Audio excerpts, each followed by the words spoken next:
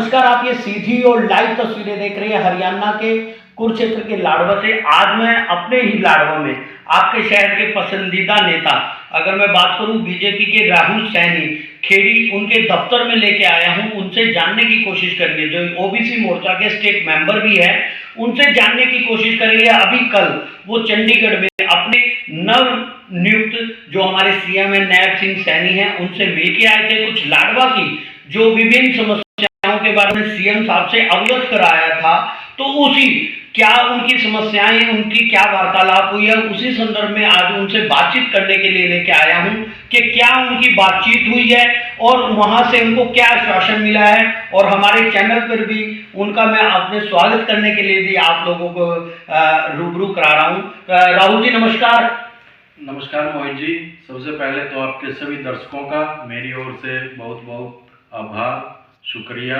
जितने भी आपके दर्शक हैं उनको मैं पहले तो ये अपील करना चाहूँगा कि वो सभी आपके चैनल को लाइक करें, सब्सक्राइब करें और शेयर ज़्यादा से ज़्यादा करें। राहुल जी, आप लाडवा के एक युवा नेता हैं, पसंदीदा नेता हैं। आप लाडवा की जनता के लिए, जैसे मैं अभी आपका प्रोफाइल भी देख रहा था, उसमें आप रोजगार मेला और समाज सेवा में भी निरंतर आगे बढ़ते रहे हैं।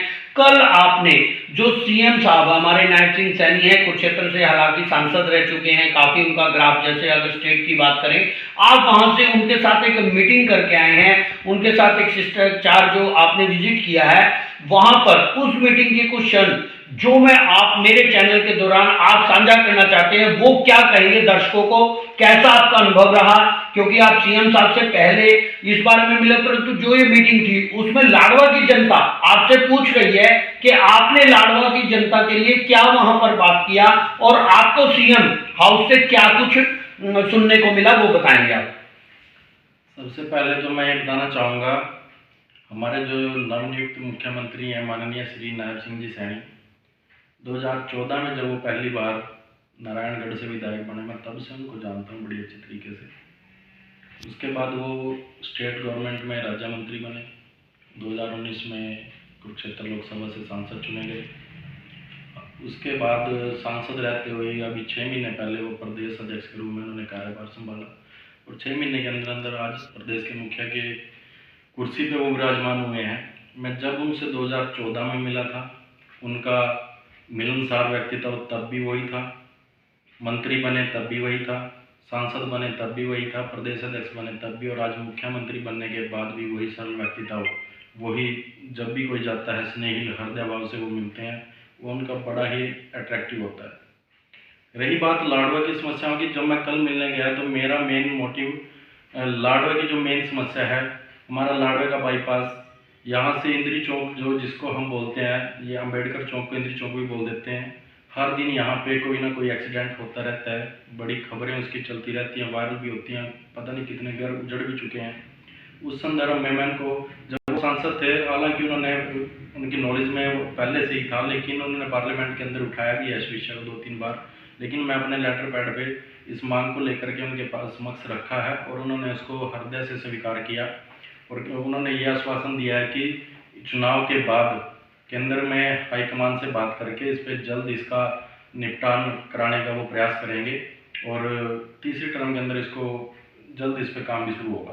तो कहीं ना कहीं बीजेपी जो आप जो बात कर रहे हैं कि आपने इस मुद्दे को जल्दी ही सोल्व करने का आश्वासन सीएम साहब ने आपको दिया है जी।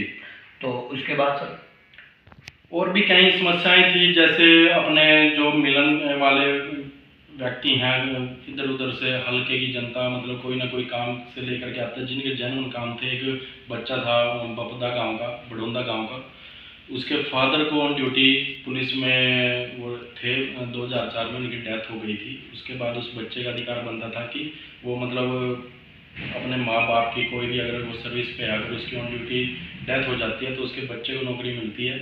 तब ये रूल था, लेकिन जब उसने उसके लिए अप्लाई किया, अपने फादर की जगह नौकरी करने के लिए अप्लाई किया, तो उसके 1 महीने बाद वो रूल चेंज हो गया था। उसको ड्यूटी की बजाय उनको पैसे दे दिए गए।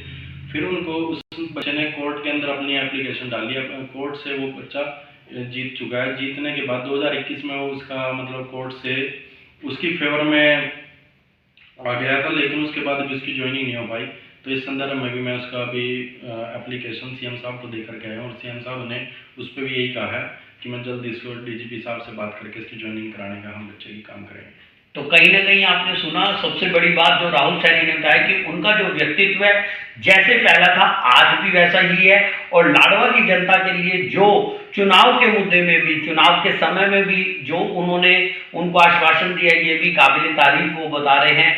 आगे ये आपको भी पता है कि कहीं ना कहीं ये चुनाव की व्यवस्था तो होने के बाद कहीं ना कहीं ये भी रहता है, आचार संहिता भी लगी हुई है, कुछ डिसीजन इस तरीके के भी रहते हैं। आचार संहिता होने के बावजूद वो कहीं ना कहीं वो सिस्टम में कहीं ना कहीं दखलंदाजी भी करते हैं। परंतु मैं आपसे एक बात करूंगा कि आपका इस